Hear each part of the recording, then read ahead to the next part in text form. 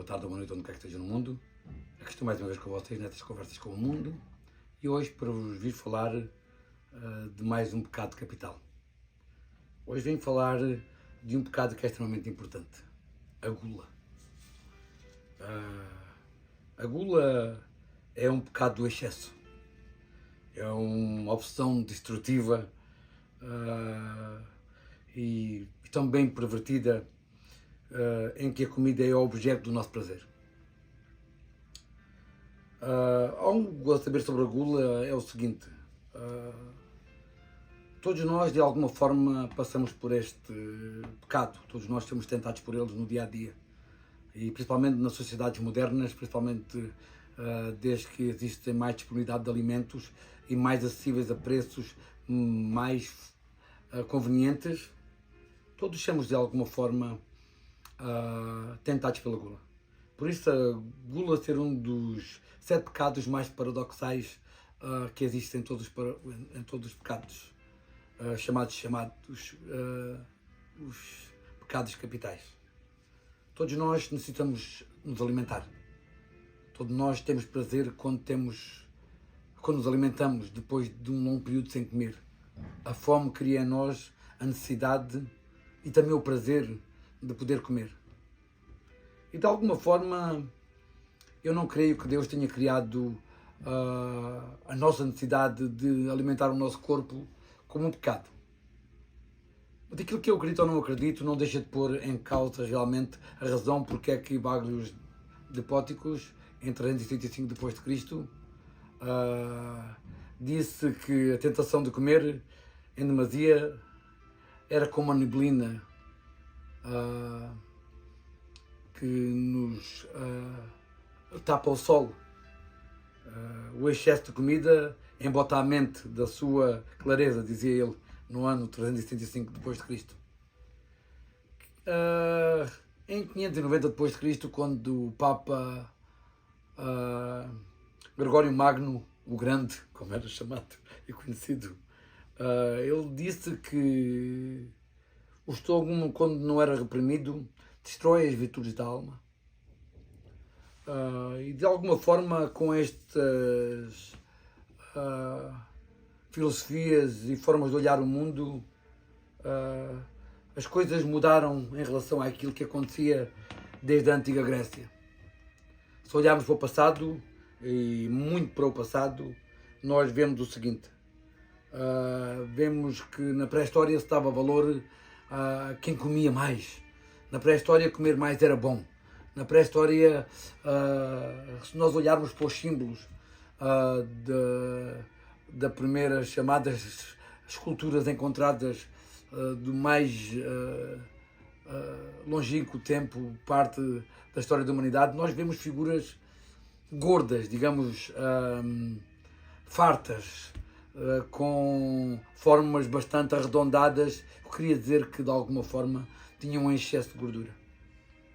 E o excesso de gordura, em algumas partes do mundo, até é considerado ainda nos dias de hoje como formosura. Há uma frase muito certa que todos nós conhecemos que diz que gordura é formosura.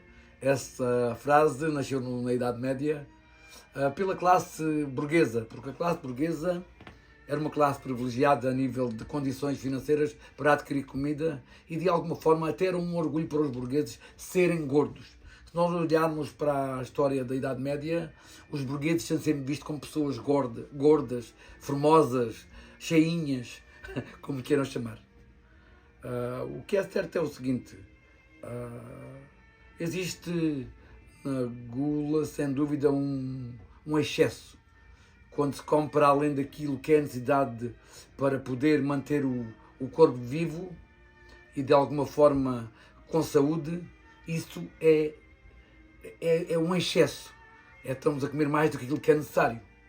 Por isso todas as sobremesas que foram um desenvolvimento da culinária ao longo dos séculos, as sobremesas são consideradas um excesso.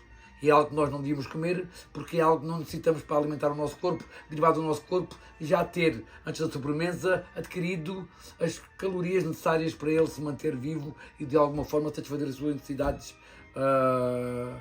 de sustento, não é? se olharmos para tudo aquilo que realmente gostamos, como os chocolates, eu sou um super goloso por chocolates e por gelados. Tudo isso são excessos. São realmente não alimentos necessários para o mantimento do corpo, mas sim para de alguma forma alimentar a gula. Uma coisa é verdade, se olharmos para a gula, encontramos que a gula tem vindo a desenvolver-se através dos tempos, através de comidas mais temperadas, mais adocicadas, mais de alguma forma saborosa, com aromas mais exóticos e de alguma forma mais atraentes para o nosso paladar. Isso tem-se vindo a desenvolver ao longo da história, e se nós olharmos para isso, olhamos, por exemplo, para a Grécia Antiga. Na Grécia Antiga havia grandes banquetes. Os chefes conseguiam, de alguma forma, os chefes de cozinha nessa altura, conseguiam criar pratos extraordinários que os gregos adoravam. Embora os gregos fossem, de alguma forma, seres inteligentes e que nem só respeitavam como idolatravam e de alguma forma motivavam as formas belas do corpo, sem os excessos, eles também davam grandes banquetes e de alguma forma se banqueteavam, principalmente nas classes mais altas. Na Roma Antiga, se nós olharmos para aquilo que aconteceu durante a conquista do Império Romano na sua totalidade, foi trazendo de alguma forma todas as partes que Roma conquistou, iguarias, novas tentações para a gula, novos pratos com especiarias e com de alguma forma condimentos e aromas, ervas aromáticas que davam muito mais sabor à comida. O sal sempre foi um dos bens mais preciosos que existiu, porque o sal faz, como é que é dizer, o sal de alguma forma faz o sabor das coisas ficar mais evidenciado. Se olharmos para o nome sal é extremamente importante na história da humanidade. Salário, vem da palavra sal. Os primeiros salários a serem pagos foram pagos com sal. Por isso daí ver o nome de salário. Aqui na América é o salary. Que acontece o seguinte, esse nome provém da primeira forma de pagamento que existiu como um pagamento de salário, como nós conhecemos como salário, que era feito em pagamento mensal, porque era um valor que podia ser transacionado em qualquer parte. As pessoas adoravam o sal, porque o sal trazia aos alimentos muito mais sabor. E através desse sabor, a vontade de comer mais e de se sentir mais satisfeito nesses alimentos. Mas uma coisa é certa, no século também passados, São Francisco de Assis, se não estou enganado, ele foi um dos primeiros, digamos, influenciadores da cristandade a fazer a penitência, a não comer, a comer menos, a não tirar prazer da comida. Ele dizia que se de alguma forma sentirmos prazer na comida, estamos de alguma forma a alimentar em nós o diabo, estamos a alimentar em nós os prazeres da carne, que realmente são contrários aos prazeres do espírito, e há necessidade de uma maior elevação para poder estar mais em contacto com o divino. E se olharmos para aquilo que de alguma forma São Francisco de Assis tentava dizer, ele até aconselhava, nem aconselhava, mas ele próprio também fazia, ele punha cinza nas comidas para que a comida não soubesse tão bem. Os freis, nessa altura, que saíam fora dos mosteiros para irem pregar e para de alguma forma fazer o bem às pessoas, eles, quando eram recolhidos nas casas que lhe davam recolhimento, lhe davam alimento, São Francisco de Assis dizia aos freis para porem cinza em cima da comida para que não se sentissem de alguma forma tão prazer ao comer. Derivado a essas casas onde eles ficavam, as pessoas presentearem com bons manjares, muito acima daquilo que eles estavam habituados nos mosteiros, onde eram de alguma forma ali restritos, não é? Mas uma coisa é certa, se nós olharmos disto tudo de uma forma mais inteligente, vemos que o oposto da gula é a temperança. E algumas das pessoas que de alguma forma acreditavam nessa temperança, como Santa Catarina de Siena, Clara de Assis e Mónica, elas passavam fome por Deus. Os historiadores chamam elas as santas sagradas da anorexia, porque elas de alguma forma ficaram subnutridas e morreram de alguma forma de doenças anoréxicas derivado de não dar ao seu corpo os alimentos necessários para manterem com saúde. Mas há o oposto disto, e o oposto disto é realmente um senhor que fazia parte dos reinados franceses, não? Luís XIV era considerado um glutão. Na altura as pessoas diziam que ele tinha um estômago 3 vezes maior que as pessoas normais. O homem comia brutalmente. E era próprio dos nobres e dos reis, rainhas e todos aqueles que faziam parte da corte ou que eram realmente fidalgos e que de alguma forma eram pessoas de possessões e de valores, de comerem fartamente acima de tudo aquilo que era possível. Na Roma Antiga, por exemplo, há um caso realmente que é extraordinário. As pessoas faziam aquelas festas incríveis na Roma Antiga e faziam festas tão grandes que até as pessoas... Existia um lugar nas casas, nestas casas dos senhores grandes e ricos, um lugar que era chamado vomitário. As pessoas comiam e quando sentiam que estavam cheias, para continuarem a comer mais, iam vomitar.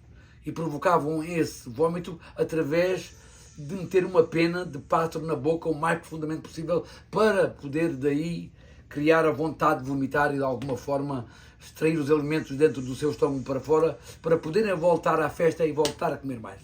Isto, realmente o mundo é feito de coisas realmente para mim ainda hoje me continuam a fascinar e de alguma forma a fazer-me rir em alguns sentidos. Mas uma coisa é certa, segundo a Bíblia e segundo aquilo que nós conhecemos como diretivas do que é o pecado, a gula e os golosos, segundo se consta, dizem que os golosos entram pela boca do inferno e assim terminam na boca do Satanás. Santo Agostinho era um outro importante santo, ou digamos, grande teólogo, que de alguma forma pregava a abstinência de todas as formas. Mas é impossível não sentir prazer. Principalmente depois de estar muito tempo sem comer. Como é que se pode não sentir prazer ao comer quando se está com fome? Quer dizer isto aqui, por isso é que isto é um paradoxo, para mim, existe aqui um paradoxo na gula, porque a necessidade de comer é extremamente importante, e porque sem alimentos nós não podemos de alguma forma alimentarmos o nosso corpo e tentarmos continuar com saúde. Mas uma coisa é certa, no cristianismo Jesus foi de alguma forma para o deserto e jejuou durante 40 dias. Segundo se consta, segundo dizem as escrituras sagradas, a primeira tentação que o diabo incutiu a Jesus foi para que ele comesse, foi incutir nele a vontade de comer. Ele disse-lhe: podes transformar essas pedras em pão e assim saciar essa tua fome. Ao que Jesus lhe disse algo que é realmente extremamente importante e que devemos levar em conta quando Deus disse isso. Não é porque isto quer dizer muito mais do que aquilo que diz nas suas próprias palavras que nós tivemos a capacidade de compreender. Jesus respondeu que nem só de pão vive o homem. O homem deve se alimentar pelas palavras que saem da boca de Deus e não única e exclusivamente pelo pão. Porque, segundo Jesus, o pão podia alimentar a carne, mas é do espírito, é alimentando o espírito que se cresce, que se vai mais longe na vida e que se pode alcançar de alguma forma o céu e de alguma forma o paraíso tão por todos desejados, não é? Mas uma coisa é impossível não pecar no dia a dia.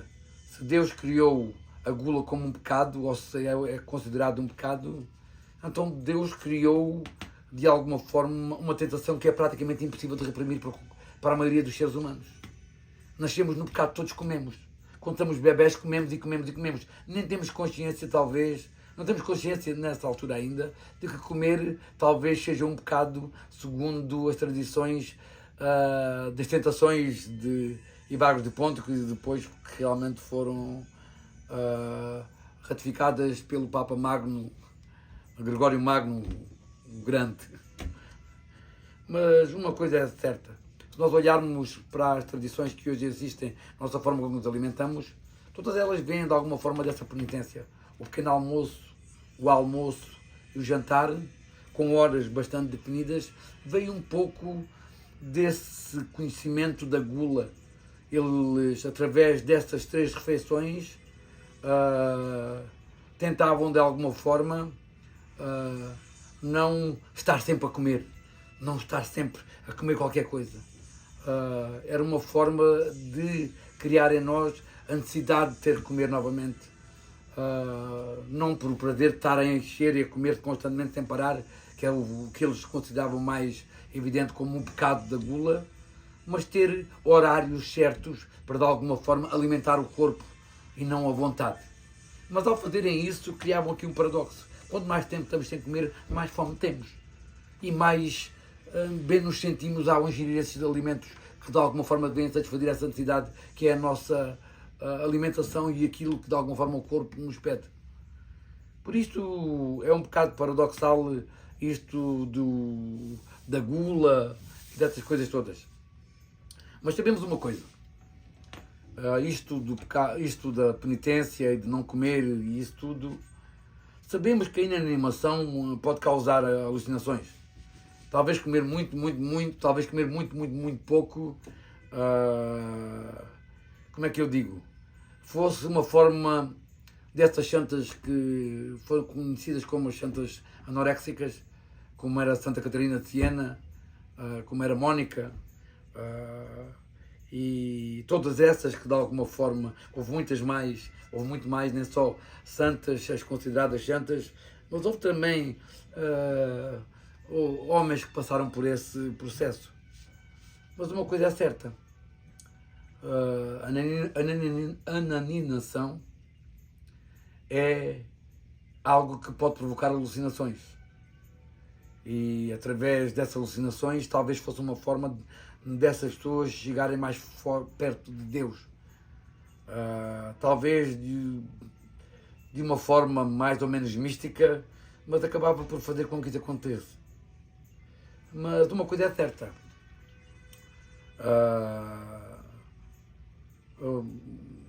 não comer ou abster-se ainda existe nos dias de hoje e é considerado uma disturbação alimentar e que todos nós conhecemos como a anorexia, como a bulimia e que de alguma forma trazem doenças a muita gente. Hoje em dia, para se poder ser um modelo elegante nas passarelas, praticamente todas essas miúdas raparigas que passam por esse processo, elas deixam de comer para poder ter a estrutura que de alguma forma é desejável nas passarelas para elas poderem ser modelos reconhecidas mundialmente. O que eu penso que é errado. Não tem sentido nenhum isto, porque isto leva a um distúrbio alimentar que só pode trazer malefícios para a saúde e para o bem-estar de cada um. Uma coisa é importante compreender. Quando olhamos para, não é só para os dias de hoje, através desta imensa quantidade de alimentos que está à nossa disposição, acessíveis a todos nós às vezes esquecemos que, por vezes, há certos fatores que de alguma forma determinam também quem somos ou por onde passamos, através da nossa necessidade de comer ou não comer. Há uma coisa que é importante compreender, que é através da nossa evolução. O corpo, através da evolução, teve que se adaptar à necessidade de sobrevivência e desenvolveu características genéticas de conservação de gordura para sobreviver longas jornadas em que não havia comida. E acontece o seguinte, e isso criou uma condição genética que trouxe uma deficiência do hormônio da leptina, que leva à obesidade. porque não há controle contra o apetite. Muitas das pessoas hoje que nós vemos obesas é porque existe nela uma deficiência desse hormônio que é a leptina. E então elas não existe nelas a saciação do apetite, elas continuam a comer, enquanto houver comida elas vão comendo, porque de alguma forma perderam esse hormônio que controla o apetite. E essas pessoas tornam-se obesas não porque elas quiseram, mas porque o corpo de alguma forma deles contém nos seus genes essa deficiência desse hormônio. E ao isso acontecer, as pessoas muitas vezes que engordam, que nós vemos gordas e que às vezes não comem, porque é que a pessoa é gorda? Porque às vezes está acima do que é que ela pode controlar. Não podemos de alguma forma julgar os outros pela aparência, nem por aquilo que comem ou deixam de comer, porque nós não sabemos o que é que se passa na vida de cada um. Mas uma coisa é interessante de compreender. Segundo se consta, os glutões, os golosos, são punidos no inferno. A corrupção do corpo é um pecado pago a um preço muito elevado.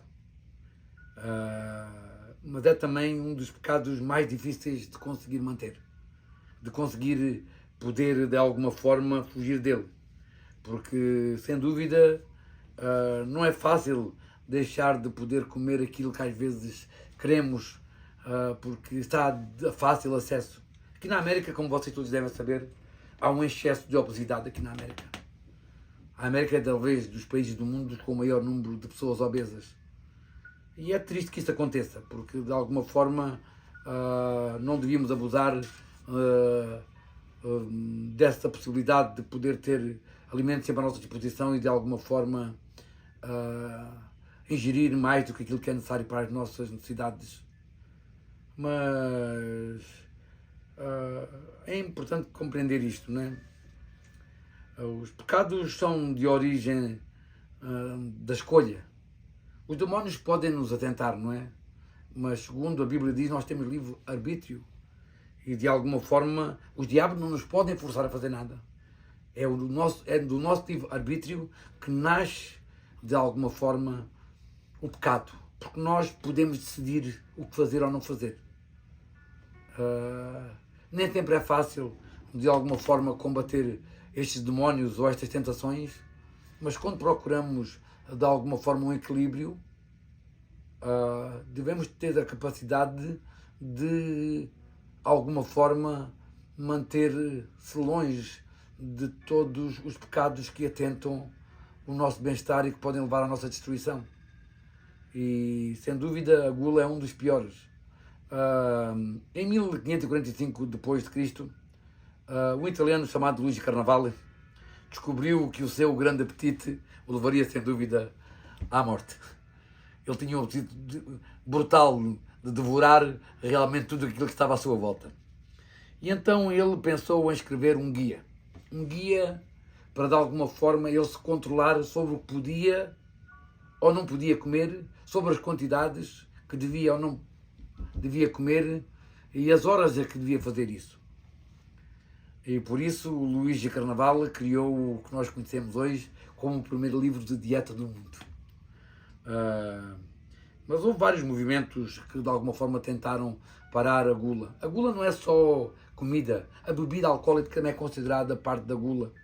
Por isso aqui na América, entre 1920 e 1933, houve a lei seca, para de alguma forma trazer mais temperança à sociedade americana, para que fosse mais produtiva e para que de alguma forma não se deixasse levar pelos vícios do álcool, que estava de alguma forma a afetar a produção americana.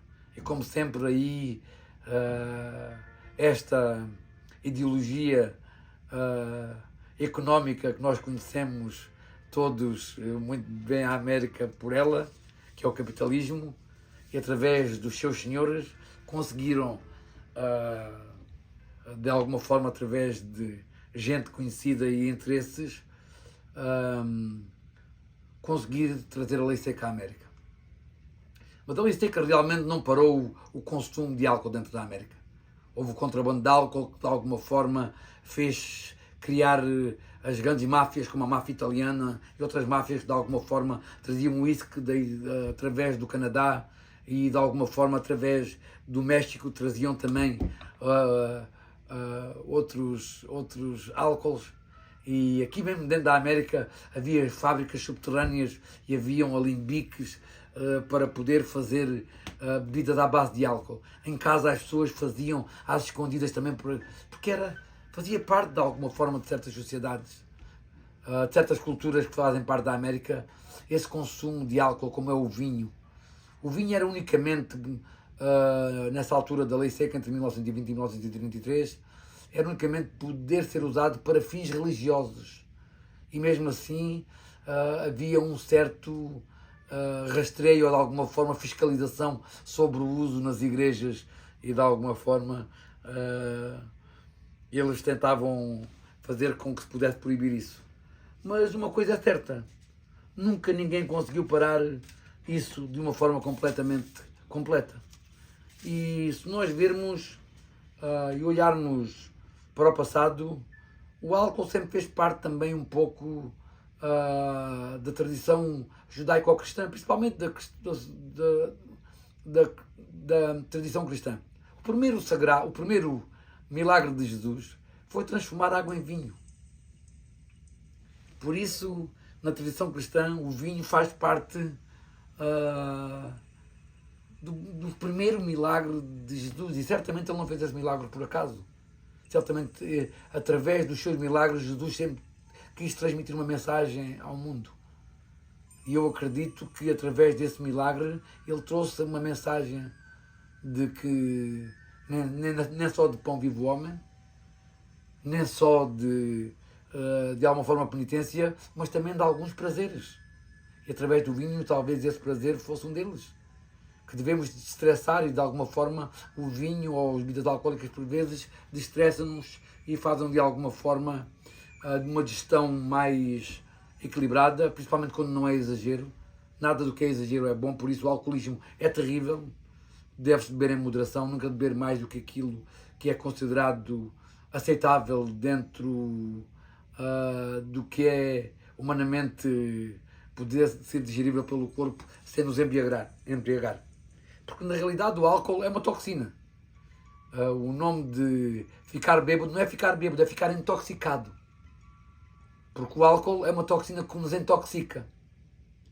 Quando nós bebemos bebidas espirituosas como são os whiskies, os conhaques e outras coisas do mesmo género, nós chegamos a uma conclusão do seguinte, que nós de verdade não podemos nos deixar levar por estes consumos excessivos.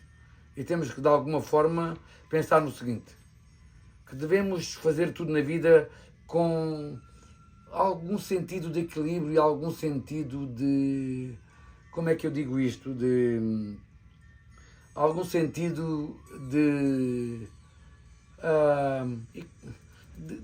equilíbrio, devemos ser equilibrados e devemos de alguma forma tentar nos equilibrar através das nossas formas de compreender o mundo que nos rodeia.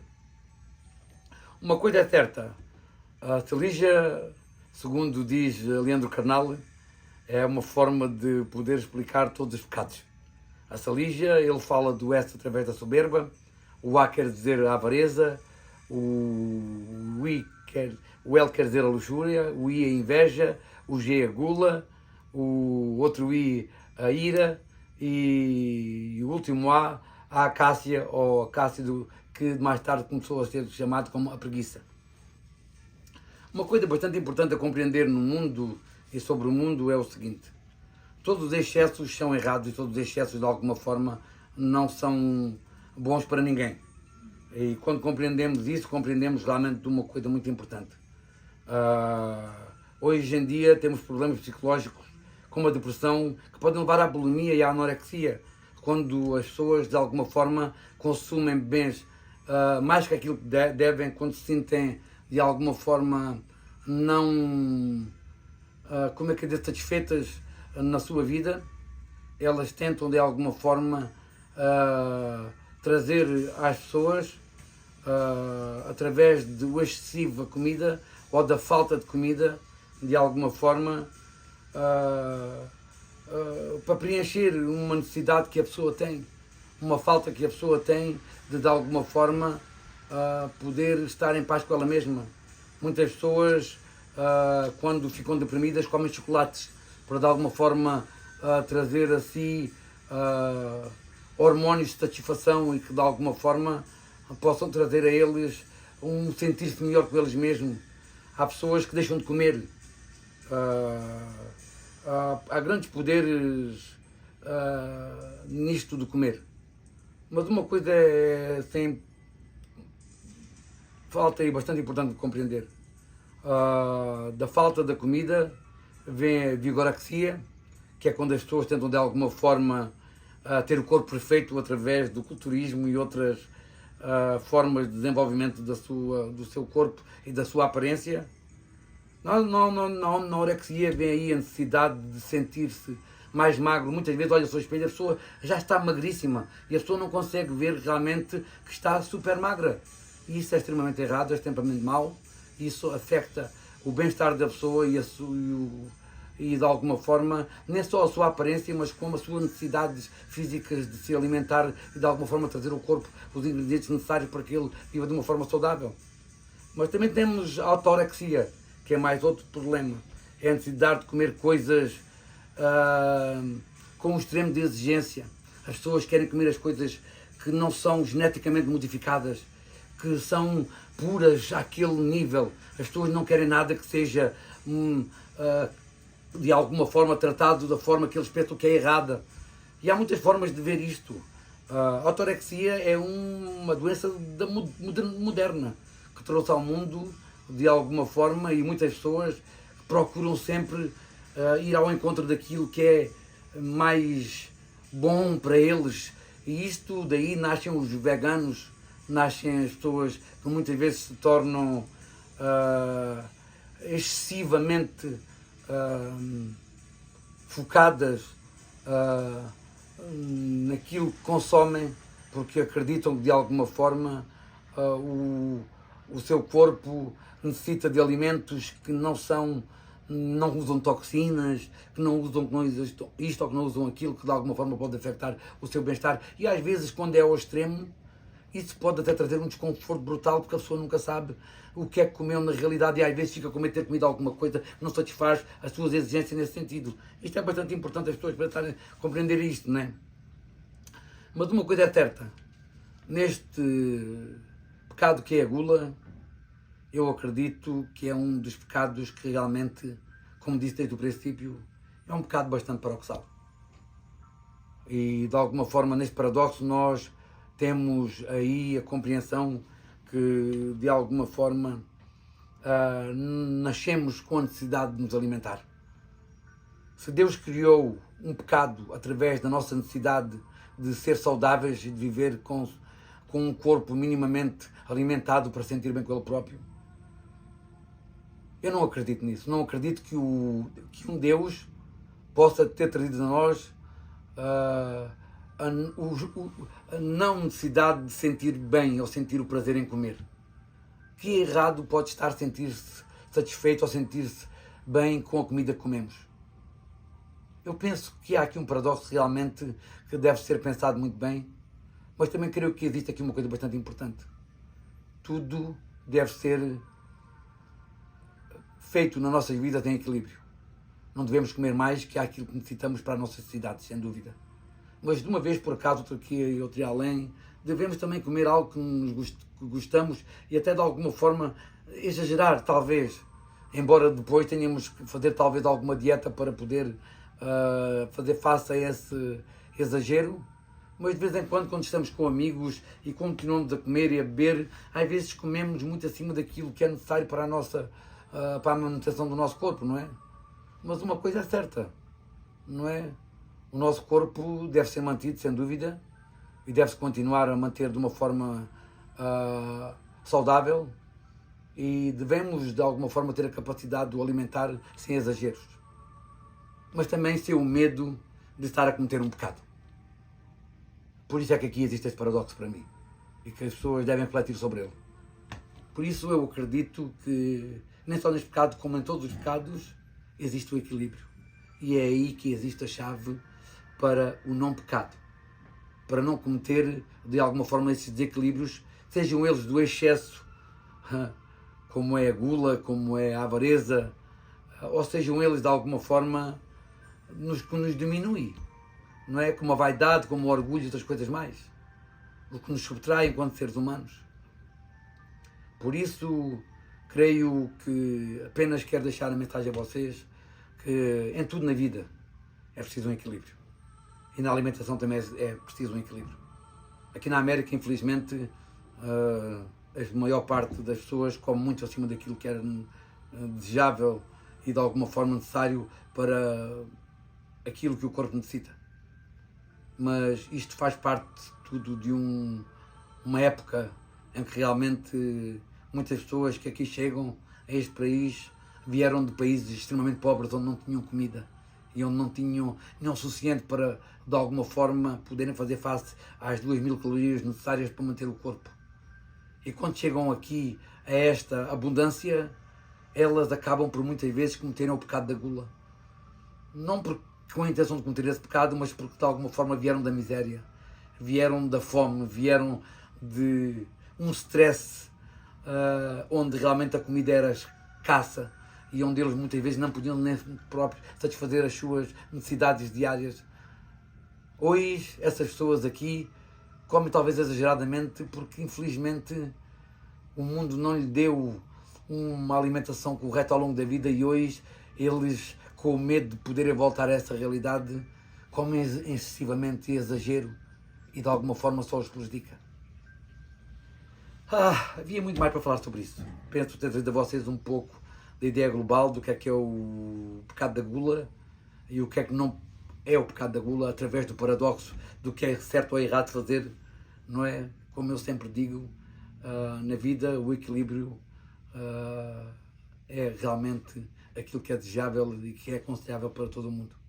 Por isso, hoje termino este vídeo destas conversas com o mundo, que é vim falar da gula, com um abraço para todos no mundo inteiro e até ao próximo episódio, onde venho falar da luxúria, que é o último dos 7 pecados capitais deste conjunto de vídeos que vim trazer a vocês, onde vim de alguma forma tentar esclarecer um pouco mais a vocês a razão de eles serem considerados pecados e quais a forma de os poder combater. Ok, malta amiga? Um abraço, um bom dia, uma boa tarde, uma boa noite, onde quer que esteja no mundo, e até ao próximo episódio.